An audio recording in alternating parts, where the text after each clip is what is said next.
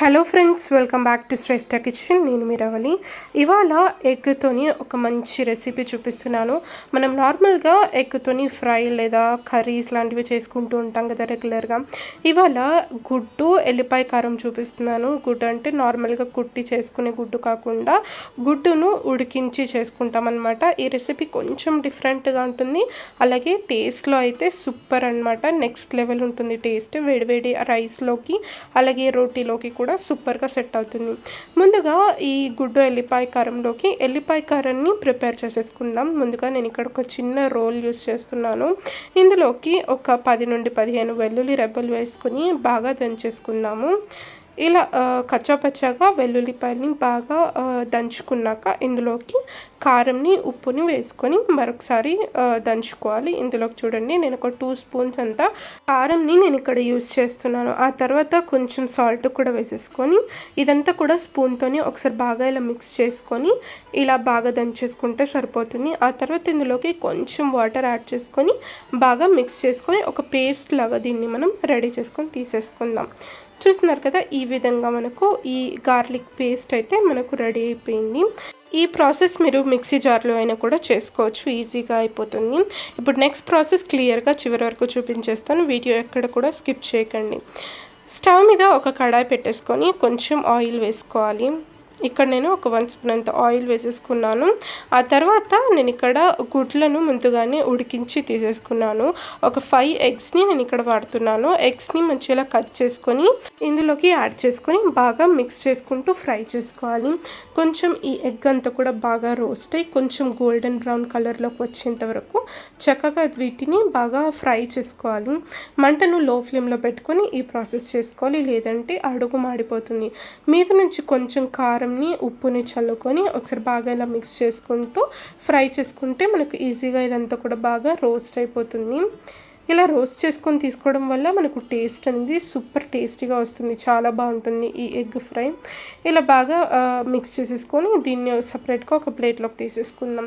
అదే కడాయిలోకి ఒక 2-3 స్పూన్ల ఆయిల్ వేసేసుకొని కొంచెం ఆవాలు జీలకర్ర వేసుకోవాలి.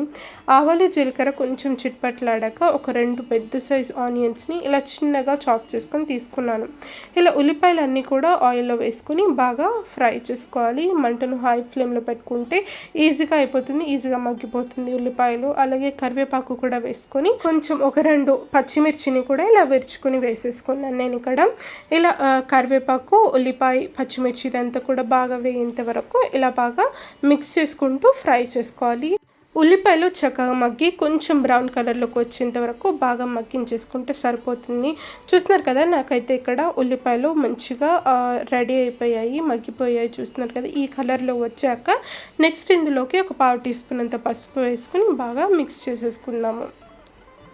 ఇందులో మనము వెల్లుల్లి పేస్ట్ వేస్తున్నాం కాబట్టి నేను ఇక్కడ అల్లం వెల్లుల్లి పేస్ట్ వేస్తలేను.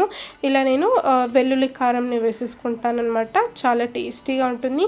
మనం రెడీ చేసి పెట్టుకున్న ఈ వెల్లుల్లి పేస్ట్ అంతా కూడా ఇందులోకి వేసేసుకొని బాగా మిక్స్ చేసేసుకుందాం. ఈ పచ్చిదనం ఏమి ఉండకుండా బాగా వెల్లుల్లిపాయ పేస్ట్ని బాగా మిక్స్ చేసుకుంటూ ఫ్రై చేసుకోవాలి. ఒక 2-3 నిమిషాల సేపు పడుతుంది. ఇలా ఎంత వేగితే అంత టేస్టీగా ఉంటుందన్నమాట ఈ ఎగ్ ఫ్రై అయితే. ఈ వెల్లుల్లిపాయ పేస్ట్ని బాగా మిక్స్ చేసేసుకొని ఒక 2 నిమిషాల సేపు బాగా మగ్గించేసుకున్న తర్వాత చూస్తున్నారు కదా, ఈ విధంగా అయితే మనకు ఈ మిశ్రమం రెడీ అయిపోతుంది. నెక్స్ట్ ఇందులోకి మనం ముందుగా ఫ్రై చేసి పెట్టుకున్న ఎగ్స్ని కూడా యాడ్ చేసేసుకుందాము. ఇక్కడ చూడండి, ముందుగా రోస్ట్ చేసి పెట్టుకున్న ఈ ఎగ్స్ అంతా కూడా ఇందులోకి వేసేసుకొని బాగా మిక్స్ చేసేసుకుందాము. ఈ ఎగ్స్ వేసుకున్నాక నెమ్మదిగా మిక్స్ చేసుకోవాలి, లేదంటే చిన్న చిన్న పీసెస్ లాగా అయిపోతుంది ఎగ్ ఫ్రై.